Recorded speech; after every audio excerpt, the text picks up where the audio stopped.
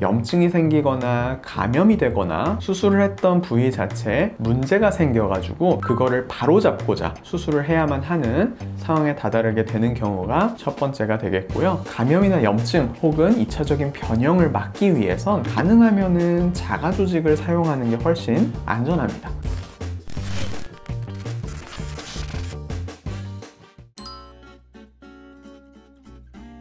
상담을 하러 오시는 분들 중에서 첫 수술을 이제 고민하고 계신 분들 중에서는 코끝만 해주세요, 콧대만 살짝 다듬어 주세요, 이런 식으로 좀 첫 수술이니까 간단하게 하면은 어떠냐라는 궁금증을 가진 환자분들이 생각보다 많이 계십니다. 그런 생각에 다다르게 되는 이유 중에 어떤 게 있을 수 있냐면, 첫 번째로는 수술하는 것 자체가 이제 처음이거나 하면은 아무래도 좀 많이 부담스럽겠죠. 수술 시간도 길어질 수 있고 뭐 연골이라던가 조직을 어디선가 추가적으로 채취를 해야 된다는 것 자체가 좀 부담스럽게 느껴지는 경우도 있을 수 있고요. 그리고 내 모습에서 수술을 했을 때 코의 모양이 이제 어떻게 변화할지 너무 부담스럽거나 인상이 너무 바뀌어버리지는 않을지, 그런 부분들 때문에 걱정이 되어가지고 좀 간단하게 가볍게 수술을 하려는 요청이 간혹 있는 것 같습니다.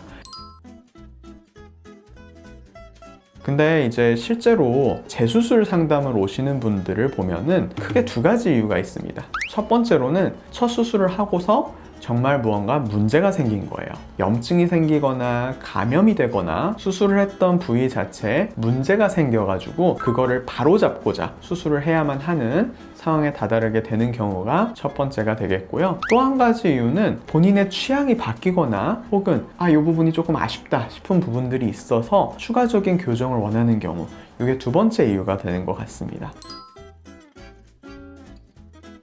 그러면은 요거를 어떻게 최대한 줄이고 막을 수 있는가 한번 생각을 해보면요. 감염이나 염증 혹은 2차적인 변형을 막기 위해선 가능하면은 자가 조직을 사용하는 게 훨씬 안전합니다. 자가 조직이라는 거는 대표적으로 비중격연골, 귀연골 혹은 늑연골 같은 것들이 있습니다.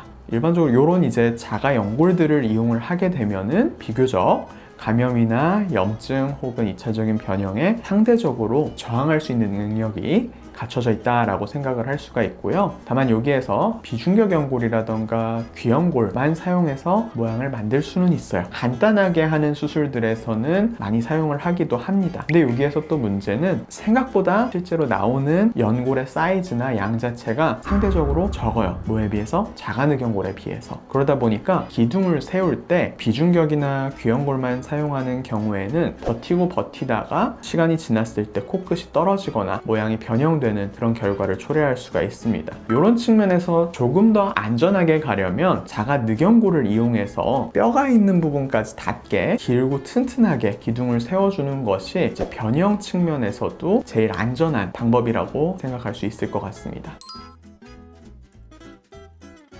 가장 중요한 거는 이제 우리가 수술하는 방법이나 뭐 재료 선택 이런 것들은 어느 정도 정보도 워낙에 많이 이제 접할 수 있고, 그런 부분들을 결정하는 데 있어서는 본인의 가치관이나 이제 본인의 현재 상황에 따라서 선택할 수 있는 선택지가 어느 정도 정해질 수 있는 것 같아요. 그 부분에서는 크게 차이가 있지는 않을 것 같고, 중요한 거는 상담을 할 때 내가 원하는 코가 어떤 포인트가 어떤 형태를 띠고 있는 코인지 이거를 파악하는 것과, 그리고 또 하나 내 코에서 어떤 부분들을 교정하는 게 좋을지 이런 부분들을 명확하게 짚고 넘어가는 거예요. 근데 아무래도 환자분들은 수술하는 테크닉적인 측면이라던가 실제로 어떤 부분이 어떻게 교정이 들어가는지 상세하게 모를 수가 있다 보니까 당연히 저랑 이제 상담을 하면서 본인이 원하는 포인트를 명확하게 딱딱 얘기를 해주면 그 부분에 대해서 제가 짚어가지고 그러면 그 부분은 어떤 식으로 교정을 하면 된다 라는 식으로 설명을 드릴 수 있고요. 보통 근데 본인이 고치고 싶은 부분들 대부분은 제가 딱 얼굴 마주치는 순간 어느 정도는 파악이 되거든요. 그래서 그런 부분들은 그냥 본인이 먼저 얘기하지 않아도 제가 이미 설명을 드리고 있을 것 같습니다.